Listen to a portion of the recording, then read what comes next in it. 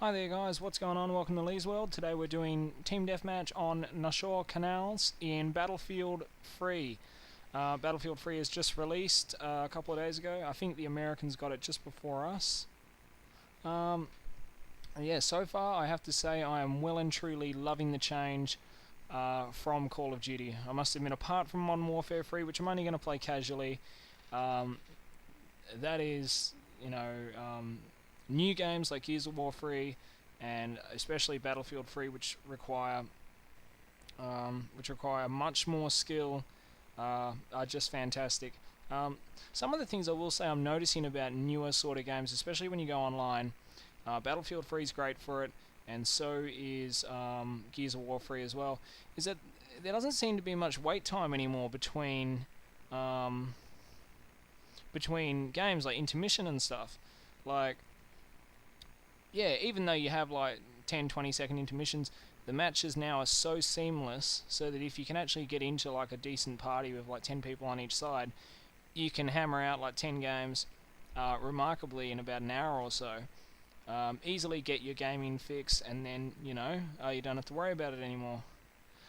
So that's always very nice, especially being a gamer. You want to game, but you don't want to be there all the time. Alrighto, so I'll start with a couple of things I like about Battlefield. I will say the sound in Battlefield is simply impeccable. It is fantastic.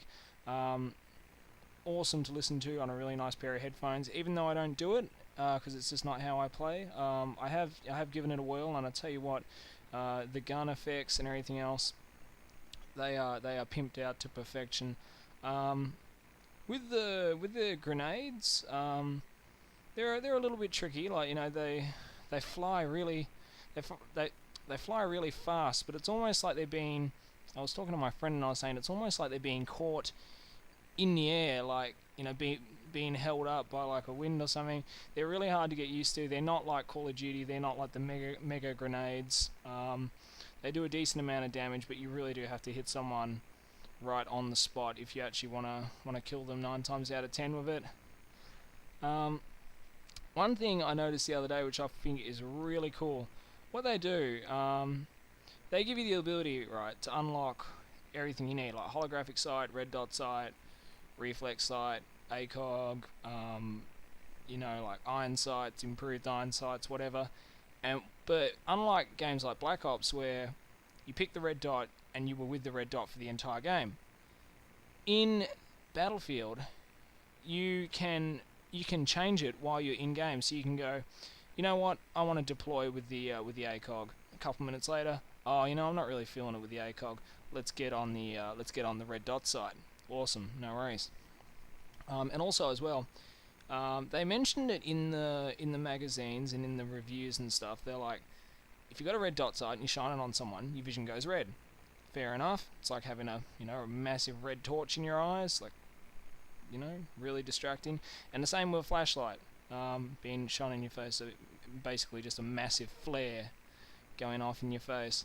But you don't actually realize until you get in game just how much they actually hurt, just how much they can actually be useful and effective. I've only just got the flashlight myself, so I'm gonna equip that later. But yeah, in Battlefield, I do notice that people. I know it doesn't really take many bullets to kill people. Same token, it doesn't take many bullets to be killed. You really do have to be alert and on your. It is difficult, especially for me, because I never played a game like Battlefield where I have to be constantly thinking like all the time. Like you're racing around the map trying to see where you need to go and stuff.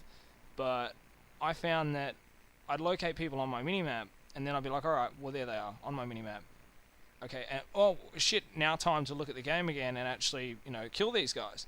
So it sounds simple. Yeah, I think Battlefield does a fantastic job of being, of sort of moving at your own pace. You can dictate it.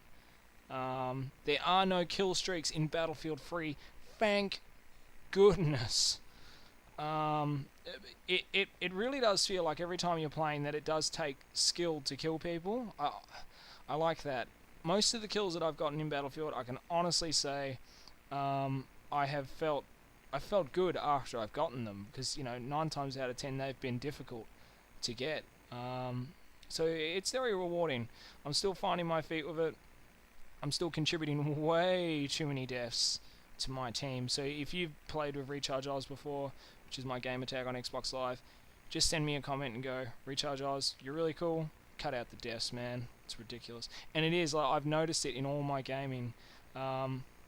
Solid KD, most of the time, like average, probably not even anywhere near solid for your average gamer, but whatever. But yeah, gotta cut out the deaths.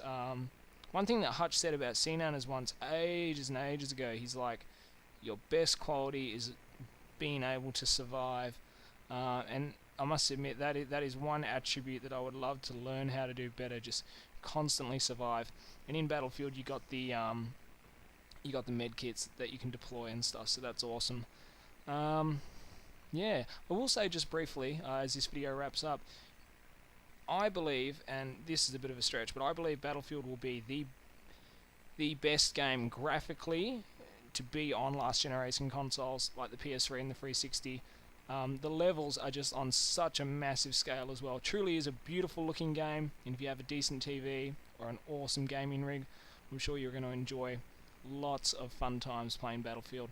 Yeah, alright guys, this was Leighs World. I hope you enjoy it, and if you did, visit the Facebook page and leave a comment on YouTube. Alright, see you guys.